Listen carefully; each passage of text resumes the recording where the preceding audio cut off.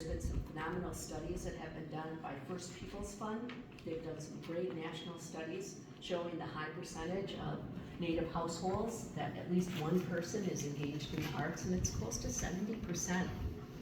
So I know we're still less than 2% of the overall population, but if it wasn't for the grantees providing us with funding to do what we do, you know, we would have went under during COVID. Mm-hmm. Well, our first visit yesterday was at APT, just to keep that theater going and see what's happening there. Yeah. And they're still in some post-pandemic show now, better than other theaters across the country. Well, they've still. been around for a long time, Yeah. and I just was on a grant panel, so I've read their latest grant. So I know how much money they have in reserve. Our bank is nothing like their bank. Yeah. But it's just the arts to keep it going, because the pandemic. Yeah. So I share that with you because I'm tired when I travel, because I travel and I'm teaching in California next week. When people ask me, why is your state the last, dead last in terms of arts funding? What do I say?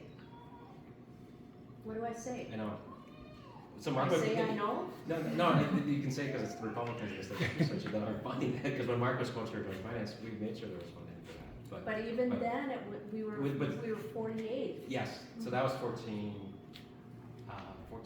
16 years ago. Yeah. Yeah. We've never been above 40. No. And I've been engaged in the arts my whole career. I'm 63.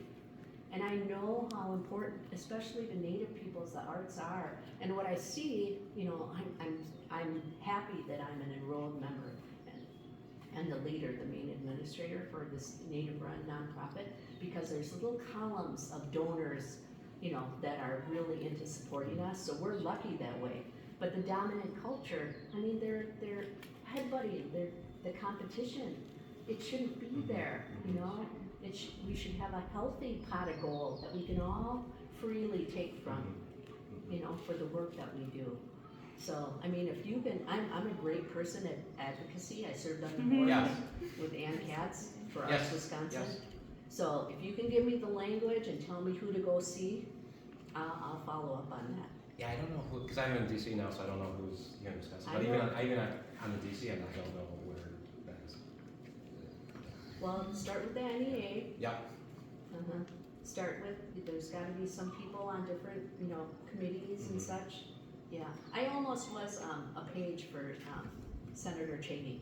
Oh. Yeah, when I got done with Miss Indian America, because one of his closest friends, John Patton, was my host family when I had to live in Wyoming during and then I got to meet him, Dick, and all his family and stuff, and he asked me to work in DC the following year, but I told him no.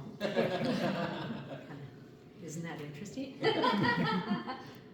But anyway, I know, you know, kind of the work of that. And that's why we're here today, so, Yeah, because I'd like to have better answers for colleagues in other states that are asking those questions, because I don't know what to say. You know, I know where I can find pots of money, and we've been very blessed. We received a Ford Foundation grant last year, so, and it was totally unsolicited. They found us, so we must be doing good work. Yeah. So what we're hoping is in the next 3 or 4 years to identify the location of our new facility, our new headquarters. We don't know exactly what we're going to call it yet, but we know we want it to be a showcase of contemporary Native arts in Wisconsin, because there is not one yet. So that's our goal, is to create that. We don't know if it's going to be in Adams County, where my mom and dad had the Winnebago Public Indian Museum for almost 60 years. So Dad was the first Native appointed to the Governor's Commission of Tourism. So he built this 4-acre campus, and it included a lot of ways for our visitors to the Dells area to engage with Native peoples, to learn about it, and then to support us by buying the art of the artists that we represented. So we still have this land, but the Dells, with its branding change, I don't know if that would be the best place.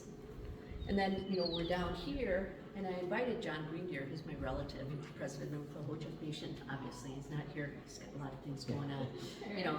But the tribe has never engaged in a long-term lease with any entity. So I don't know if we can possibly work out something and develop here. Or should we just buy a really awesome farm you know, because it's visual, performing, and culinary arts that we support. So, you know, should we do it? But we need to do a feasibility study, so that's what we're engaged. And Leah, who's over there, she's our community organizer for all the listening sessions and interviews and all the things, she compiles all the information. So by December, we'll have a feasibility study. Just post on that. Yeah.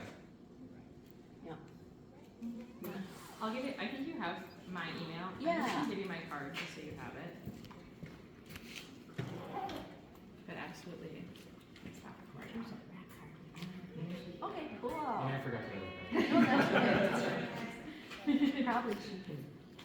She I mean, or whoever is helpful. Yeah.